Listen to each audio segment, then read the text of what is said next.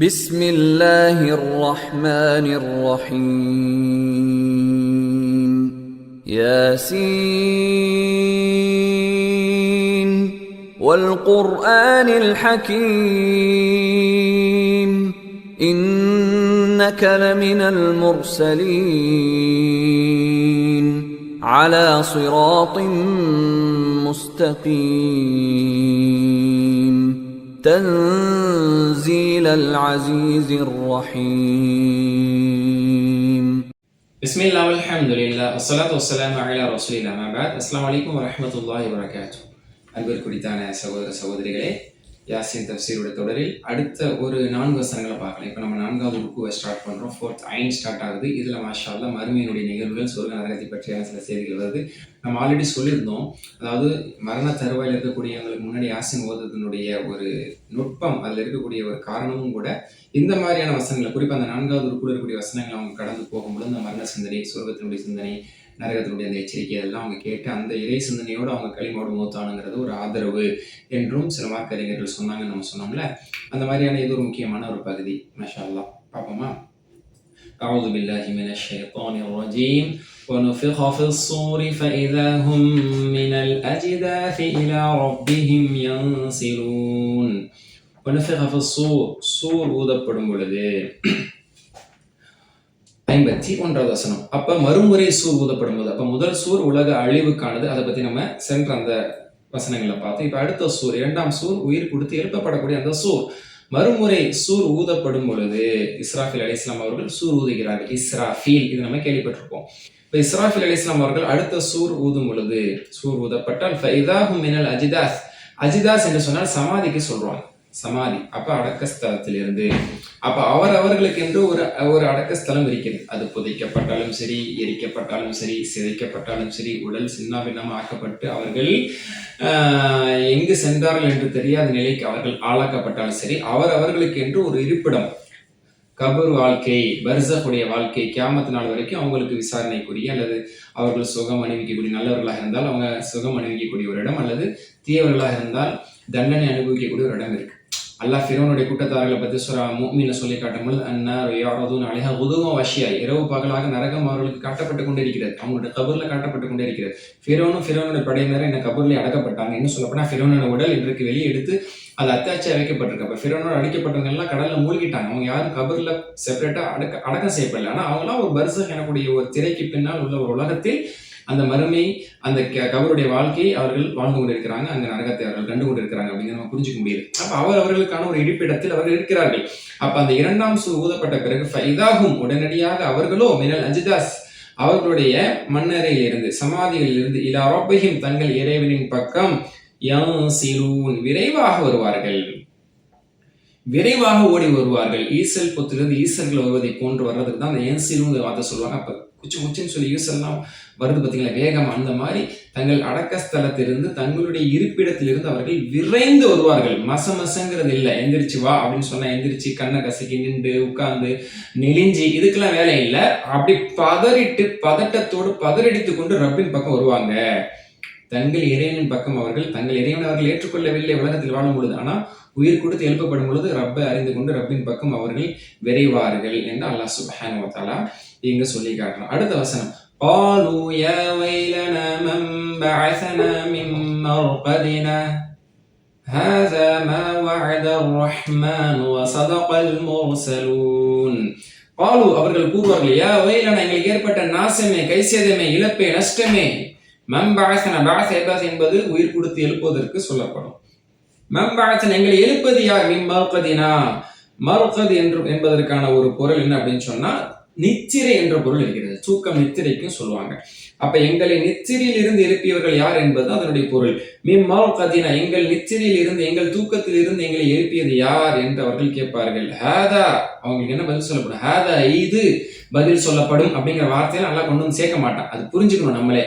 இப்ப மின் மர்கதினா அதோட ஒரு வக்ஃப், அதோட நம்ம நிறுத்திக்கிறோம். அப்புறம் ஹாதா, இதுவோ அப்படின்னா இந்த நேரமோ, இந்த எழுப்பப்படக்கூடிய இந்த தருணமோ, மா எந்த ஒன்று, வஅத ரஹ்மான், அர் ரஹ்மானாகிய அல்லாஹ் எதை வாக்களித்தானோ, வஸதக உண்மை சொன்னாரோ, அல் முர்சலூன் எந்த தூதர்கள் எந்த மறுமையை பற்றி உண்மை இருக்கார்களோ, அர் ரஹ்மான் எதை வாக்களித்தானோ, தெனாவட்ட கேட்டாங்களா ஹாதல் வாய்த், இந்த வாக்குறுதி எப்போ வரும்னு கேட்டாங்களா, அந்த வாக்குறுதி வந்துருச்சு. உயிர் கொடுத்து எழுப்பக்கூடிய அந்த வாக்குறுதி அர் ரஹ்மானுடைய வாக்குறுதியினால் தூதுவர்கள் உண்மை சொன்னார்கள், அந்த உண்மை பலிக்கக்கூடிய நாள் இதுதான் என்று ஹாதா, இதுதான் அந்த நாள் என்று அவர்களிடத்தில் சொல்லப்படும். வாங்கடா அல்லாஹ்வின் பக்கம் வாங்கடா என்று அவர்களிடத்தில் சொல்லப்படும். இப்போ ஒரு கேள்வி வரணும், எனது தூங்கிட்டு இருப்பாங்களா, தூங்கி எந்திரிச்சு பதறுவாங்களா, அப்ப எப்படி கபர்ல தூங்கிட்டு இருப்பாங்க, அது இறை நிராகரிப்பாளர்களுக்கு எப்படி தூக்கம் வரும் அப்படின்னு சொன்னா ஹதீஸ் இருக்கு. இப்னு கஸீர் ரஹிமஹுல்லாஹ் அதை பதிவு செய்யறாங்க. இமாம் சாதி ரஹிமஹுல்லாஹ் அவர்களும் கூட சொல்றாங்க, சில ஹதீஸ்கள்ல இப்படி இடம் பெற்றிருக்கதான் செய்கிறது. என்ன அப்படின்னு சொன்னா, அதாவது ஒரு நீண்ட கால அதாபுக்கு பிறகு கபருக்கு சென்றவர்கள், அவர்கள் கபருடைய வாழ்க்கையில் நீண்ட காலம் அவர்கள் அதாப் செய்யப்படுவாங்க. அந்த இரண்டாம் சூர் ஊதப்படுதுல, முதல் சூருக்கும் இரண்டாம் சூருக்கும் மத்தியில் மா பைன நஃப்ஹத்தைன் 40 சனா, தஃப்சீர் ஜலாலைன் இந்த செய்தி பதிவாயிருக்கு. மா பைன நஃப்ஹத்தைன், இரண்டு சூர்களுக்கு மத்தியில் இருக்கக்கூடிய இடைவெளி காலகட்டம் என்பது 40 சனா, 40 வருட காலகட்டமாகும். இந்த 40 வருட காலகட்டம் முழுவதுமாக, அல்லது இந்த 40 வருட காலகட்டத்தில் ஒரு பகுதியில யனாமூன நௌமத்தன் கப்லல் பஅஸ், இது வந்து தஃப்சீர் இப்னு கஸீர்ல இருக்கு. இந்த குறிப்பிட்ட காலகட்டத்தில் அவர்கள் தூங்குவதற்கு அனுமதிக்கப்படுவார்கள். அவர்கள் ஒரு தூக்கம் தூங்குவார்கள். இதை வந்து உபை பின் கஅப் எனக்கூடிய சஹாபி அறிவிச்சிருக்காங்க இந்த செய்தியை. உபை பின் கஅப் ரலியல்லாஹு அன்ஹு ரசூலுல்லாஹ் இடத்தில் குர்ஆனை பெற்ற முக்கிய சஹாபாக்கள் இவங்களும் ஒருத்தங்க. அவங்களுடைய செய்தி இதை வந்து இமாம் ஹசன் பஸ்ரி, கதாதா, முஜாஹித் போன்றவங்க இதை பதிவு செய்யறாங்க. யனாமூன நௌமத்தன் கப்லல் பஅஸ், அந்த உயிர் கொடுத்து எழுப்பப்படக்கூடிய இரண்டாம் சூருக்கு முன்பாக ஒரு தூக்கம் தூங்குவார்கள். அது ஒரு நீண்ட நித்திரை அல்ல, ஒரு தூக்கம், ஒரு சிறு தூக்கம் அவர்களுக்கு வழங்கப்படும். அப்ப ஒரு பெரிய அதாபுக்கு பிறகு ஒரு தூக்கம் தூங்க வைக்கப்பட்ட பிறகு அந்த தூக்கத்துல இருக்கும் போது இரண்டாவது சூர் ஊதி பதட்டத்தோடு அவர்கள் எழுப்பப்படுவார்கள் என்பதுதான் யதார்த்தம். இதுதான் நடக்கக்கூடிய நிகழ்வு என்று தஃப்சீர் ஆசிரியர்கள் சொல்வதை பார்க்க முடியுது. அதனாலதான் எங்கள் நித்திரையில் இருந்து எங்களை எழுப்பியது யார் என்று அவர்கள் கேட்பதற்கான பதில் இதுதான். எதற்கும் அறிவிப்புகள் இல்லாமல் இல்லை. மாஷா அல்லாஹ். அப்ப அவங்களுக்கு சொல்லப்படும் அர் ரஹ்மான் வாக்களித்தது இதுதான். ஏன்னா அல்லாஹ் வாக்களிச்சிருக்கான். இது வந்து யௌமும் மவ்ஊத், இது வாக்களிக்கப்பட்ட நாள். மறுமை என்பது வாக்களிக்கப்பட்ட நாள். சரிங்களா? அரசியல்வாதிகளுடைய வாக்களிப்பு என்பது பொய்யானது, ஏதோ ஒன்று அந்த மாதிரி அல்லாஹ்வுடைய வாக்களிப்பு அப்படி கிடையாது. நடக்கும்னா நடக்கும், அது நடந்துருச்சு அப்படின்னு சொல்லப்படும். அதே மாதிரி இன்ன கிளம்பில முரசலின் என்று அல்லாஹ் சூரா யாசின் ஆரம்பத்திலே சொன்னான். நபிமார்கள் ஒருவராக இந்த இறை தூதர் இருக்கிறாங்க, அவங்க எத்தனையோ வாக்குறுதிகள் உங்களுக்கு தர்றாங்க, எத்தனை செய்தியில சொல்றாங்க, அவங்க சொல்றதெல்லாம் உண்மை. ஆனா நீங்க என்ன சொன்னீங்க, பொய் சொல்றீங்க, இன்னும் இல்ல தக்ஸீபுன், பொய்யை தவிர எதுவும் சொல்லவில்லை என்று எல்லா தூதர்களை பார்த்து நீங்க பொய்ன்னு சொன்னீங்க. சதக்கல் முரசலும், நபிமார்கள் தூதுவர்கள் உண்மை உரைத்தார்கள். தெரியுதா, மறுமை உண்டு என்று சொன்னார்களே, உண்மையாகி விட்டதா என்று அவர்களுக்கு அந்த இடத்தில் உணர்த்தப்படும். إن كانت إلا صيحة واحدة فإذا هم جميع لدينا محضرون. إن كانت إلا صيحة واحدة, ஒரு பேர் ஒலியை தவிர எதுவும் இருக்காது. அப்ப இன்கானத் இருக்காது, இல்லா ஸைஹத்து வாஹிதா, ஒரு பெரிய சத்தத்தை தேவை வேற எதுவும் இருக்காது. ரெண்டாவது சூரை பத்தி அல்லாஹ் இங்க சொல்லி காட்டுறான். முதல் சூரை பத்தி முன்னாடி பார்த்தோம்.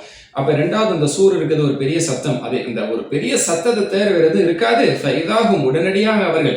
ஃபைதாகும் என்ற சொற்றொடர் பல்வேறு இடங்களில் குர்ஆன்ல இடம்பெறும். ஃபைதாகும் என்றால் உடனடியாக அவர்கள், உடனே அவங்க அப்படின்னு அர்த்தம். உடனடியாக அவர்கள் ஜமீஉன், அனைவருமே லதைனா, நம் பக்கம், நம் முன்பாக, நம்மிடத்தில் மஹ்பரூன், கொண்டு வந்து ஆஜர் செய்யப்படுவார்கள்.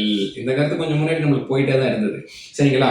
அப்ப லதைனா மஹ்பரூன், நம்மிடத்தில் கொண்டு வந்து சேர்ப்பிக்கப்படுவார்கள், கொண்டு வந்து நிறுத்தப்படுவார்கள். அதனால நான் வந்து நீதிமன்றத்தினுடைய சொற்கள் எது இருக்குங்கிறத நான் முன்னாடியே சொன்ன பார்த்தீங்களா, ஆஜர்படுத்தப்பட்டார் அப்படின்னா ஹாதிர் செய்யப்பட்டார், ஆஜர்படுத்தப்பட்டார். அப்போ கொண்டு வந்து நிறுத்தப்படுவாங்க. யாரும் விரும்பி வர்றதல்ல, அவர்கள் நிர்பந்தமாக கொண்டு வந்து நிற்பாட்டப்படுவார்கள். அவர்கள் விரைந்து வருவார்கள், வானவர்களால் அவர்கள் இழுத்து வரப்படுவார்கள். அப்போ ஒரு சத்தம் தான், அந்த இரண்டாவது சத்தம் தான் சூர் ஊதப்பட்ட பிறகு சடலங்களாக அவர்கள் உயிர் கொடுத்து எழுப்பப்பட்டு விறுவிறுவென்று அல்லாஹ்வுடைய சன்னிதானத்தில் லதைனா, நம் முன்பாக, நல்லா சொல்ல, நம்மிடத்தில், in front of us, நம் முன்பாக விசாரணைக்காக கொண்டு வந்து ஆஜர் செய்யப்படுவார்கள். فَالْيَوْمَ لَا تُظْلَمُ نَفْسٌ شَيْئًا وَلَا تُجْزَوْنَ إِلَّا مَا كُنْتُمْ تَعْمَلُونَ.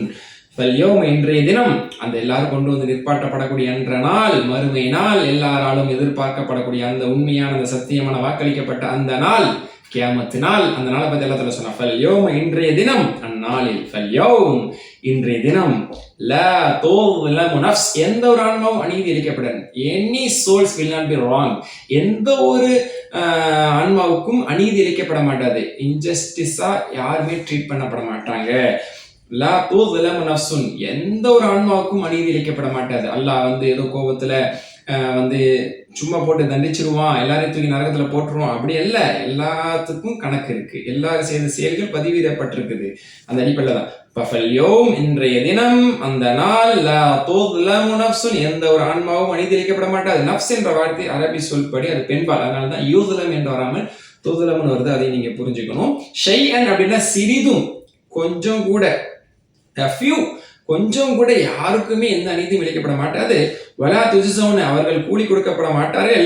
இல்லாமாக்கும், அவர்கள் இல்லை நீங்கள், ஏன்னா நேரடியாக நான் செகண்ட் பர்சனாக பேசுறான். வலா துஜ்ஸௌன, நீங்கள் கூலி கொடுக்கப்பட மாட்டீர்கள். இல்லா மா குன்தும் தஅமலூன், எதை நீங்கள் செய்து வந்தீர்களோ அதற்கு தவிர. வாட் யூ ஹவ் டன், அப்ப நீங்க என்ன செஞ்சீங்களோ அதுக்கு தவிர வேற எதுக்கும் கூலி கொடுக்கப்பட மாட்டார். நீ நல்லது செஞ்சா நல்லதுக்கான கூலி. நீ சொன்ன ஒரு சுபான் நல்லா பதிவா இருக்கா இல்லையா? சுபான் அல்லா, அல்ஹம்துலில்லாஹ், உன்னுடைய தர்மங்கள், திக்ருகள், தஸ்பீகள், உம்ராக்கள், ஹஜ்ஜிகள், திலாவத்துகள், தொழுகைகள், மாஷா அல்லா, சலவாத்துகள், ஒவ்வொரு ரக்காத்துகள், நோன்பு எல்லாம் பதிவாயிருக்கா இல்லையா? அதுக்கு அவங்க கூலி வழங்கப்படுறாங்க. நீ பேசின பேச்சு, நீ பண்ண கிண்டல், நீங்க அடிச்ச நையாண்டி, நீங்க செய்த தர்க்கங்கள், நீங்க செய்த விவாதங்கள், நீங்க செய்த பாவங்கள், அட்டூழியங்கள், அனாச்சாரங்கள், தவறுகள், நீ எட்டு வச்ச எட்டு, உன்னுடைய எல்லாம் இங்க பதிவாரு. உன் கொலை, உன் கொல்லை, உன்னுடைய அநியாயம் எல்லாம் பதிவாரு. செஞ்சதுக்கு நீ அனுபவிக்க போற. அப்போ வலா துஜ்ஸௌன், ஜஸா எஜிஸ் என்றால் கூலி வழங்குது. ஜஸாக்கல்லாஹு கைரா அப்படின்னு சொல்றாங்க. அல்லாஹ் உங்களுக்கு நன்மையை கூலியாக தருவானாக. ஜஸா, அது யௌமுல் ஜஸா, மறுமை நாள், கூலிக்கான நாள். வலா துஜ்ஸௌன், அப்ப நீங்க கூலி வழங்கப்பட மாட்டீர்கள். You will not be rewarded except for what you have done. You will not be rewarded except for what you have done. நீங்க என்ன செஞ்சீங்களோ அதுக்கு தவிர எதற்கான கூலி உங்களுக்கு கொடுக்கப்பட மாட்டாது. நீ செஞ்ச அதுக்கான ப்ரூஃப் இருக்கு, ரெக்கார்ட் இருக்கு, சாட்சி இருக்கு, எல்லாமே இருக்கு. அந்த சாட்சியை பத்தி எல்லாத்துல அடுத்து கொண்டு வரலாம். எனிவே, நீங்க செய்ததற்கான கூலி உங்களுக்கு கொடுக்கப்படுமே தவிர எந்த ஒரு ஆன்மாவும் சிறிது நீங்க அநீதி இழைக்கப்பட மாட்டாது. அப்படிப்பட்ட அந்த நாளை நீங்கள் எதிர்நோக்கி இருக்கிறீர்கள்.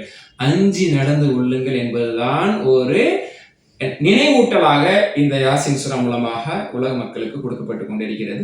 இப்ப யோசிச்சு பாருங்க, ஒரு மரணம் சமீபத்தில் இருக்கக்கூடியவருக்கு இந்த வசனத்தை ஓதும் போது அவர் புரிஞ்சது கேட்கும் போது எவ்வளவு இறை சிந்தனையோடு அவர் இறைவனோடு ஒரு இணைந்திருந்த நிலையில அவர் அந்த மரணத்தை அல்லாஹ்வுடைய அருளை எதிர்பார்த்து, மஃபிரத்தை எதிர்பார்த்து கலிமாவோடு மூத்தாறதுக்கான வாய்ப்பு இருக்குங்கிறத இப்ப நம்ம இந்த இடத்த வச்சும் புரிஞ்சு கொடுவோம். எல்லா 83 வசனத்திலையுமே அந்த கருத்து இருக்கு. குறிப்பா இது முக்கியமான பகுதிங்கிறதுக்காக திரும்ப நினைவுபடுத்துறேன்.